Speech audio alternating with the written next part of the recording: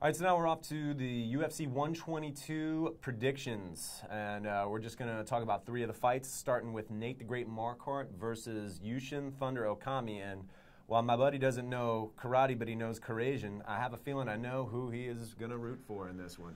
Yeah, I mean, I got to go with my boy. He's a fellow Asian, fellow tough mofo, Yushin Okami. You know, he, in my mind, is the #2 Japanese fighter of all time next to Sakuraba, who's the Royce Gracie of Japanese fighters. You know, a lot of people give it to Gomi, but Okami's a strong dude. Chael Sonnen said he's the strongest guy he's ever fought, and he's ever trained. Chael on steroids. Yeah, Chael. I mean, that's not Chael, WEC Chael. That's straight up juiced back knee Chael. So I mean, yeah, I got to go with Okami, but Nate the Great's a tough guy. I mean, I see it as a split decision for my boy Yushin.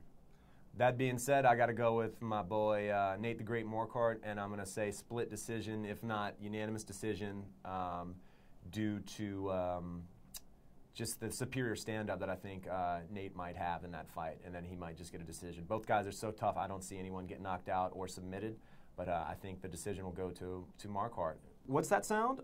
Oh, there it is. Hair of the dog, big guy. Jesus Christ. Jesus Christo. The third fight on this UFC 122 card that we're going to talk about is Dennis Siver, I believe it is, versus Andre, I believe, Winner, I believe it is. Winner. Two guys whose last names I'm not sure how to pronounce. But I got to go with my little spark plug, Dennis the back kick Siver. Siver. Can't even say this fucking guy's last name. Yeah, whatever. Yeah, I mean, this guy's got a nice highlight reel. I like his fights. I agree with Jody. I think Winner is going to be a loser in UFC 122. Looks like he's losing, folks. Yeah. Our third fight is Alessio Sakara versus Jorge Rivera in what promises to be just a stand-up, bang-out war. And in my opinion, Sakara could very possibly get the knockout in the second round. That's what I'm going with. Sakara's got a big name. I think his name is greater than his actual skills. But I'm going with Rivera, decision. I think he outpoints him. All right, folks, now for the third and final installment of today's show, PJ and I are going to pick our top 10 fighters in all of MMA. PJ, take it away. Pound for pound, my favorite lists. Anderson Silva, GSP, Frankie Edgar, Fedor, Cain Velasquez, Jose Aldo, Shogun, BJ Penn, John Fitch, John Jones. Anderson Silva, consensus #1. This guy has won 13 fights in a row in the UFC. This guy's destroyed guys like Rich Franklin, who's never been destroyed.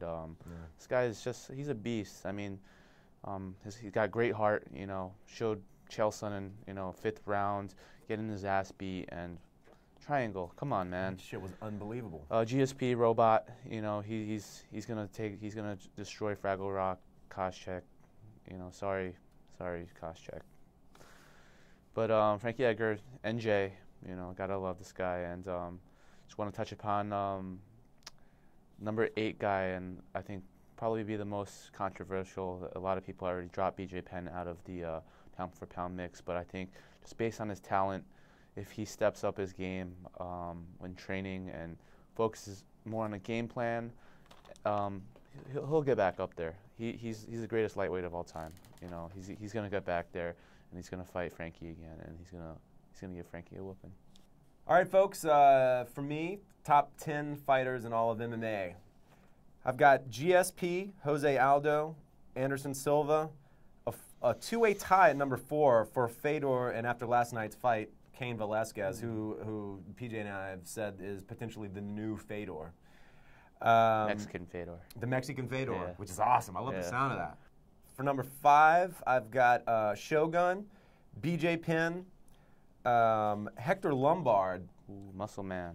Yeah, that guy's a freak. Lyoto Machida, John Fitch, and #10, I got Dominic Cruz. Ooh, going going even lower, the 135, right? Yeah, the little guys. Yeah. A lot of people might give me some slack for putting Jose Aldo up as second, just behind GSP and in between Anderson Silva and GSP. Boom. But that being said, I think just his sheer dominance in the 145 weight division has been nothing short of amazing, and I think it's only a matter of time before he potentially goes up to fight at lightweight, and that could be in the UFC potentially. So we've got a lot to see from this. Yeah, kid. I heard they offered him Kenny Florian, but he wants to fight one more fight before going to the UFC. And Wow.